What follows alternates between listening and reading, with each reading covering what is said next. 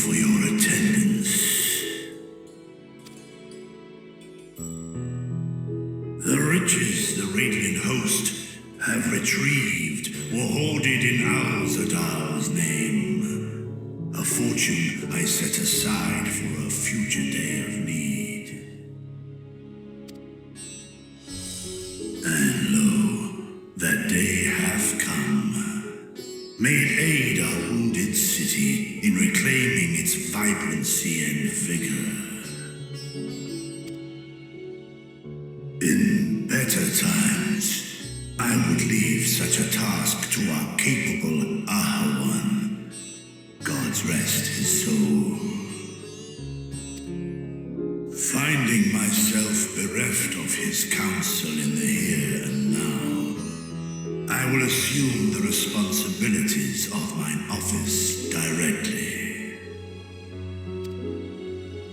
Firstly, the treasure shall be sold for more convenient currency, thence invested into the trading port of Yedlamad. Our merchants must have their operations restored, their ships rebuilt. Commerce must flow once more. None was spared the tragedy of the final days. Of this I am well aware. But an absence was created by the loss of Kalzal's consortium. And by filling it, we provide new means for our fishermen, our artisans, and others to bring their wares to distant markets.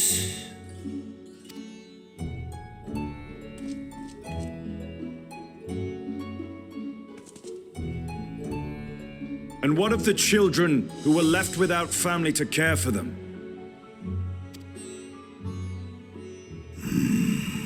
That is a concern which weigheth heavily upon my mind. A simple gift of coin will soon be exhausted, leaving these young souls adrift on the fringes of our society. Nay, a proper solution is needed. One which doth guarantee their welfare for years to come. Thou hast surely seen how other nations rise to meet this challenge, adventurer. What dost thou deem the wisest course?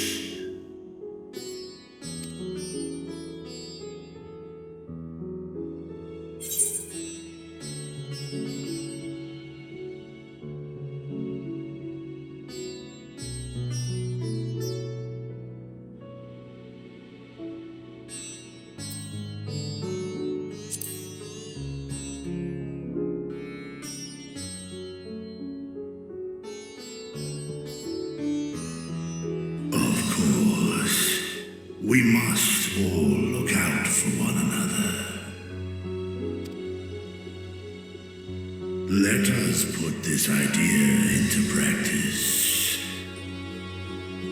A contract shall be written, requiring all who receive of Al-Zadal's treasure to commit a portion of their future earnings towards the running of an orphanage.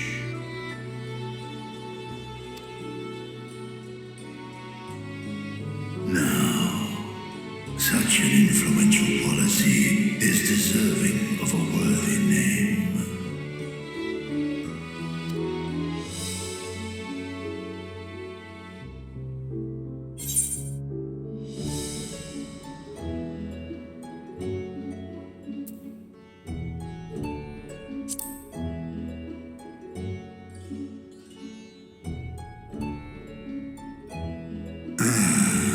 A fitting candidate. Kalzal should be remembered, not as the blasphemy which terrorized Thavne, but as a hard-working and generous man who brought much wealth to our shores. Do any among you object to this proposition? Many here lost loved ones to the beasts.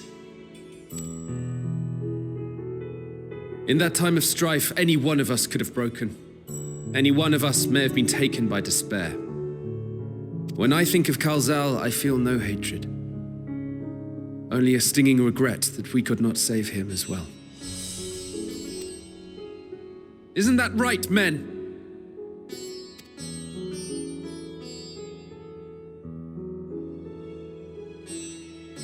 This bodes well for that boy. Mirad, was it? Perhaps he can cut ties with that shady peddler.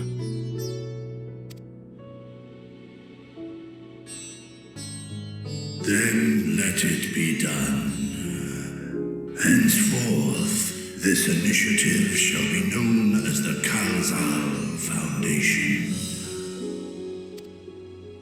Nabdeen, thou art to assemble a patrol and ensure that no child in this city liveth in squalor.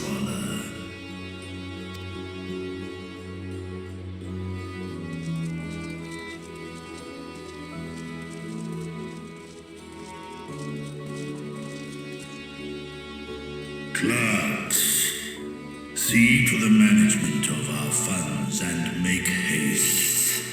Our citizens must not suffer a day more than is necessary.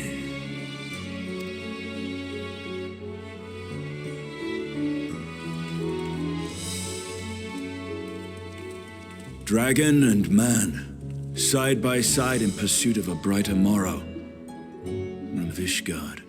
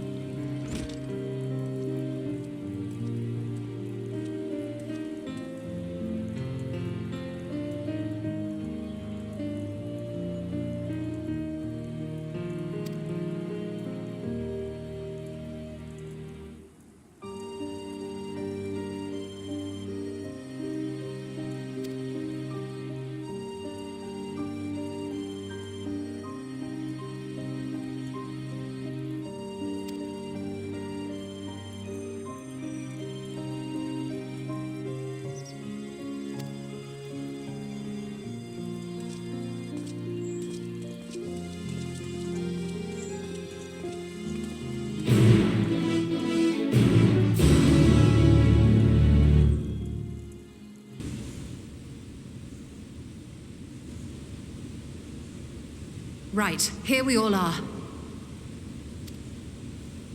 You discovered something new. I took a closer look at that device. I was able to determine how it keeps the void gate sealed, but not how it might instead be employed to expand the opening. For that, I would need to reference the technique developed by Vritra's alchemists, no records of which appear to have survived the intervening years.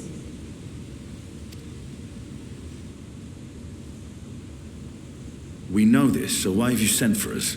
Have you learned aught of value or not?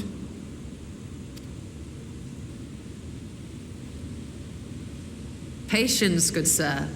One must introduce the subject before launching into specifics.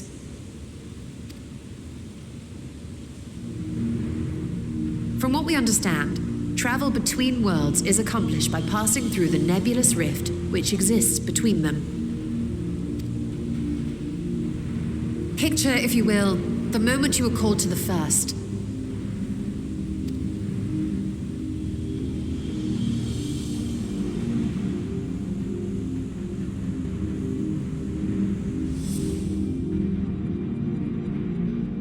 You touched a focus of some kind to help the Exarch pinpoint your location. His summoning spell then channeled the energies of the Crystal Tower to begin your journey to his world.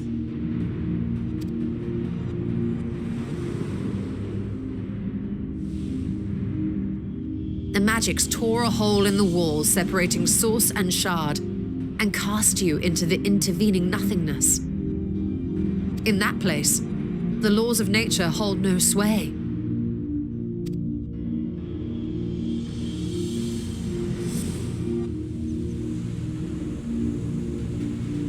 Yet even through this realm of temporal and spatial instability, you were borne safely to your destination in the first. The feat that guided you across such an unimaginable distance, both physical and metaphorical, was nothing short of a miracle.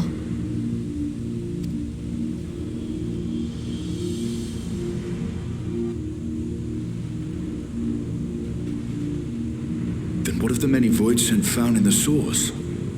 Who guides them here, and how? An excellent question.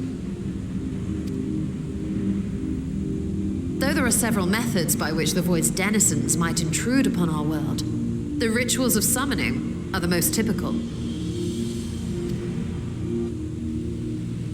For example, let us consider the gargoyle, a creature of middling power.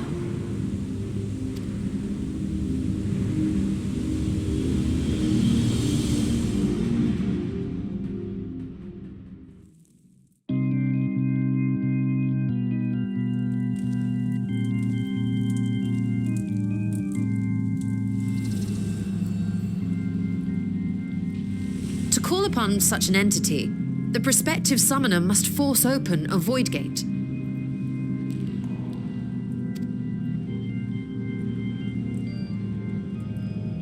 The portal lasts but a moment and is relatively small, allowing only an imp or other lesser being to squeeze through with their physical body intact.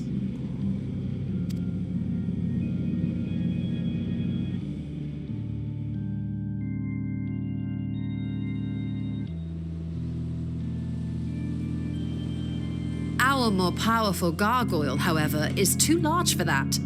Creating a gate big enough for him would require vast amounts of energy, far beyond the reserves of any one mortal practitioner.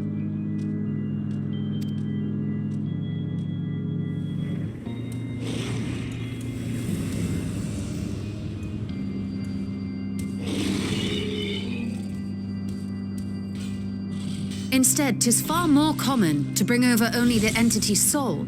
We had a taste of that ourselves when a certain exarch dragged us to the first.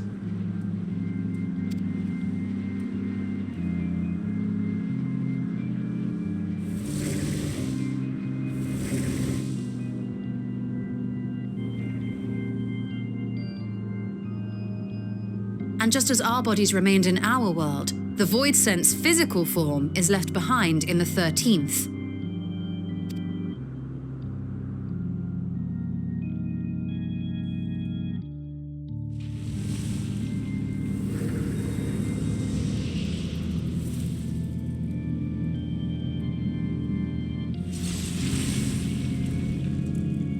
Once at its destination, the summoned soul is granted a temporary shell to inhabit. In the gargoyle's case, a stone effigy has proven a suitable vessel.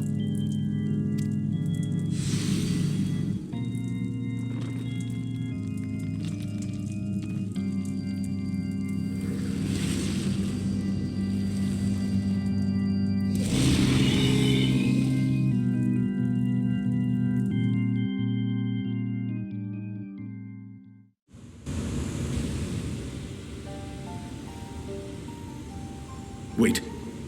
You said that Voidsent must be called here deliberately by someone in the source, reeled in like a fisherman with his catch. Exactly.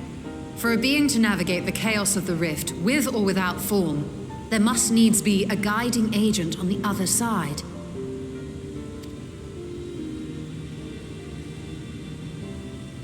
When the hordes poured forth from Alag's Great Gate, it was the technologists who drew them through. Though to my knowledge, planar fissures are in essence natural passages between our world and the void, which require no such guidance to traverse. Why is only the boundary between the source and the 13th so fragile? So much so that it often tears open of its own accord. I believe solving that mystery is key to understanding travel between the source and its reflections. And how do you intend to get your answers?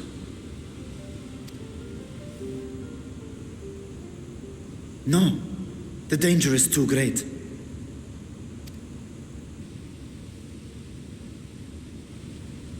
Perhaps, but what some call danger, others think of as adventure.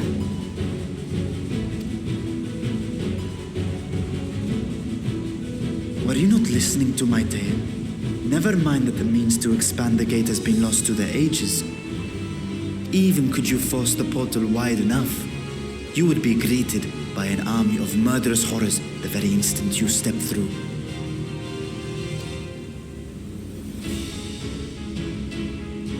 I assure you I was most attentive, and I agree that to go alone would be certain death. But if I were to bring along one who has already braved the 13th and humbled the cloud of darkness, well, I imagine my chances would be much improved.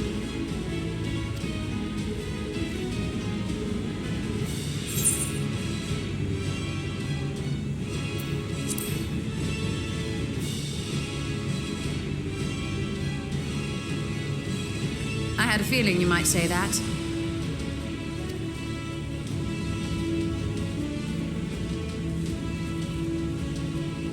Once again, I put my life in your ever-reliable hands.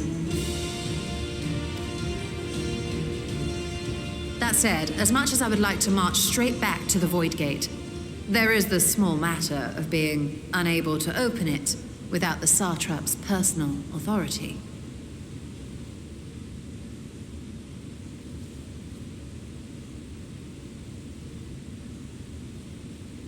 As I've said before, I will grant you and yours any boon you choose to name, provided it does not endanger my people. You have my word that we will take every precaution. Not a single void scent will be allowed to threaten Radzatan, assuming we manage to expand the portal in the first place. You have a plan. Actually, I had hoped you might help us with that. I presume the alchemists you retained supplied you with some explanation of their methodology. That they did. House Daimir was overseeing the project. Daimir. Ah, yes. The family associated with the great work.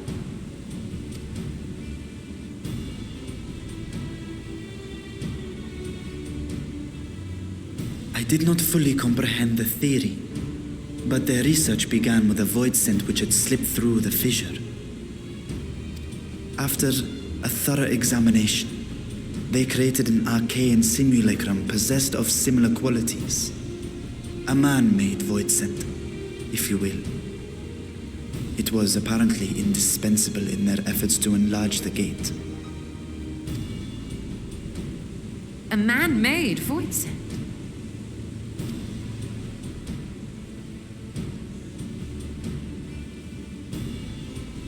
Yes. Being great admirers of the Archons, House Daimir submitted detailed notes to Charlene's official committee. They expected praise and accolades for their simulacrum, and were thus devastated to be informed that their work had been classified as prohibited material. If that's true, then those notes might still be stored in a forbidden archive somewhere. Not Google, of course, since that library had yet to be built. Which leaves us with...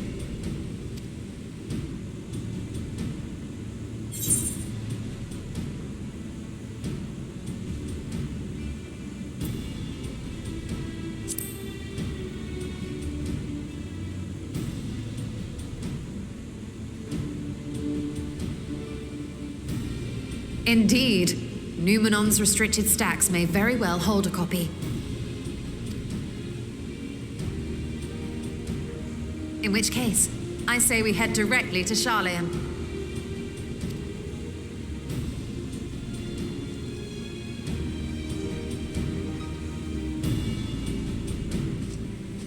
Unless you anticipate needing help to reach the high shelves, I see myself being of little use. Go on ahead. I still need to find Mirad and tell him about the Khalzal Foundation.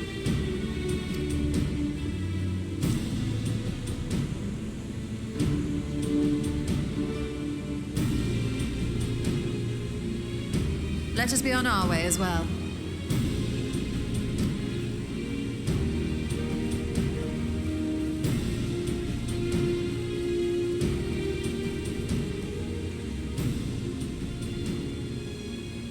They are resolved to venture into the void. Do I sit idly by?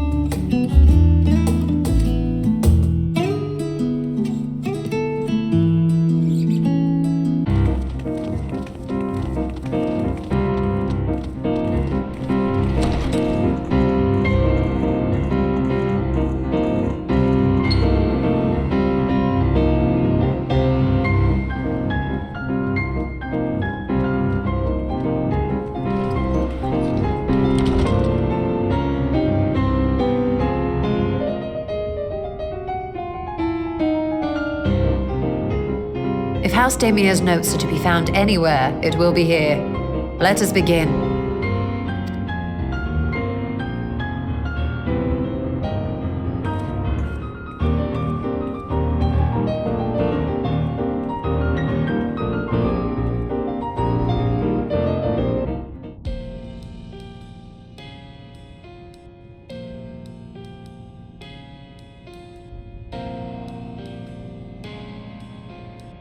Yes, the ether signature is unmistakable. I've felt the traces of House Damir's resonance many times at the Great Work. Time to see what all the fuss was about.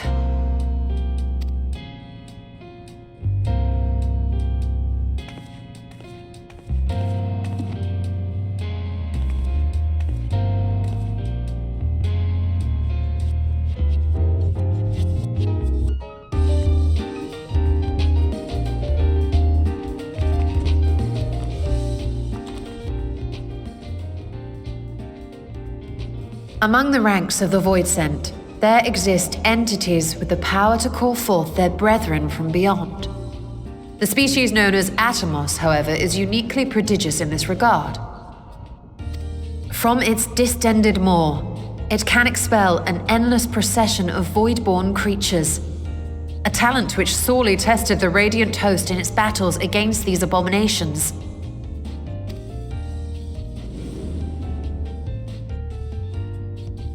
Surmising that the entity itself was acting as a void gate, we endeavored to capture a small specimen and subsequently examine its physiological structure. Our findings reveal that the Atomos had absorbed a planar fissure into its own flesh, which it could expand at will into a functioning gate.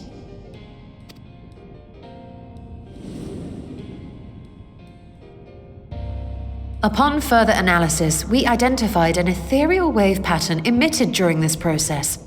A pattern we were able to emulate by passing crystal-stored ether through a specially designed prism. We proceeded to embed said prism into an arcane simulacrum, thus completing what we have dubbed our artificial Atomos.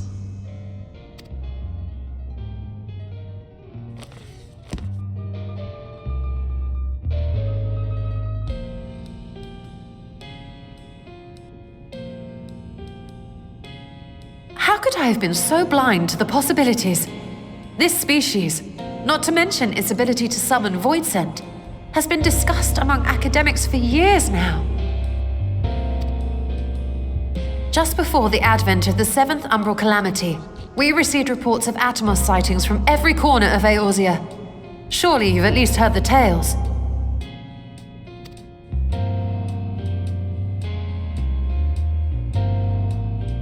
And still, House Damir went and built a mock Atomos of their very own. I'm not surprised the Archons consigned their work to a restricted archive.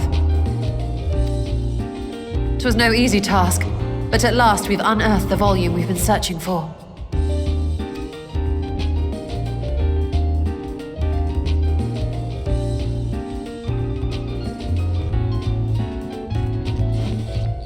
I'd be lying if I said I wasn't tempted to stay longer, see what other forbidden titles might be lurking on these shelves. But that would be abusing the very special privilege we've been granted now, wouldn't it? Better not.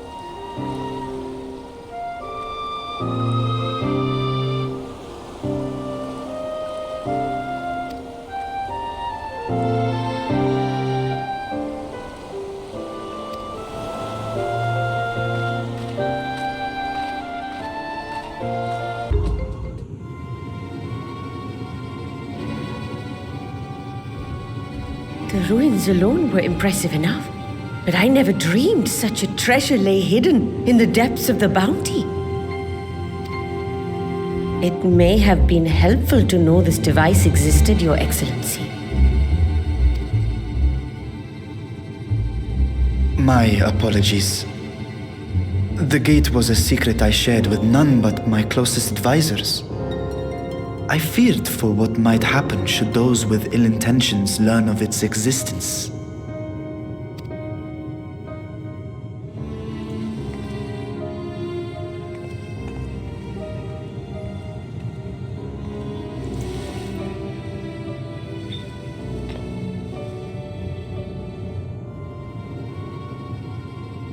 What is it you're doing now? There's something I wish to verify. The NOAA reports claim that a short stint into the void carries little risk of etheric imbalance. Should one suffer an injury, however, or if one's expedition drags on longer than intended, that risk becomes significantly greater. Graha theorized that a warding scale would confer protection from the void's corrupting influence. But I would prefer to test that hypothesis before we set foot in the 13th ourselves. So, this is an experiment of sorts. Yes, an experiment. Tell me, how would you go about testing the efficacy of the warding scale?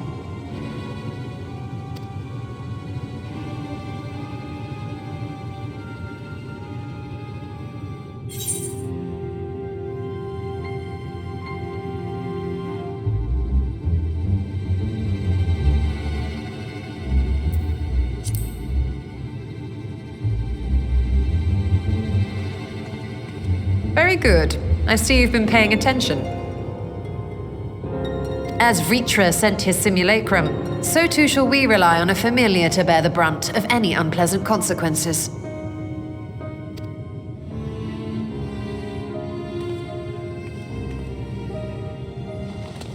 Now, a lowly imp can navigate a fissure, no matter how narrow.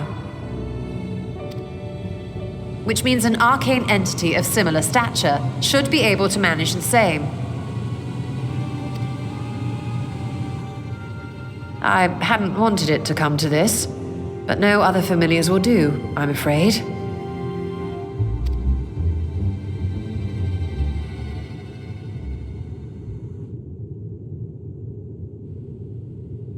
I mislike the sound of that. What manner of fiend does she mean to summon?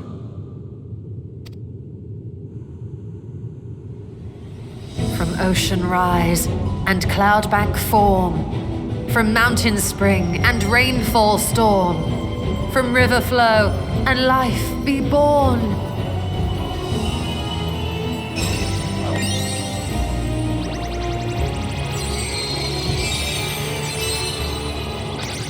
Water, water, froth and foam!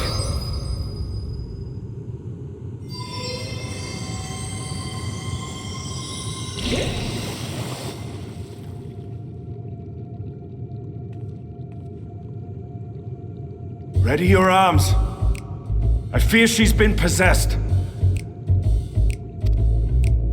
Oh, come now, that was adorable.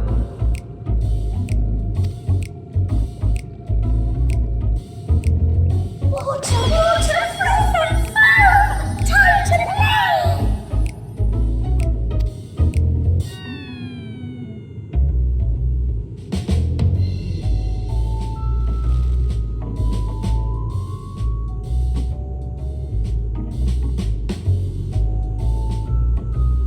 Though not my first choice.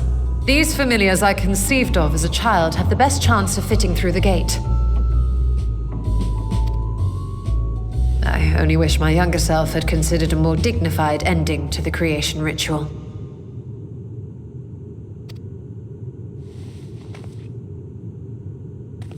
In any case, these two should serve us well. This one will bear a warding scale.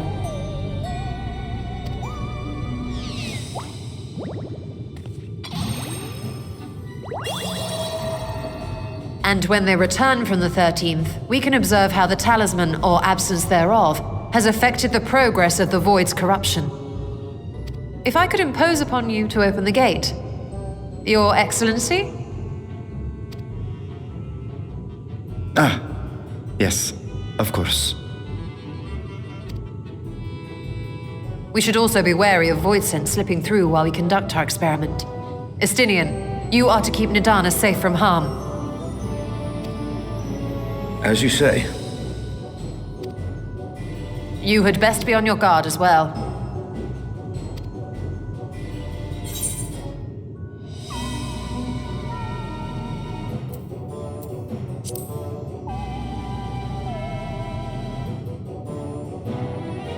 Please, just do me a favor and forget you ever saw that. Let us begin, shall we?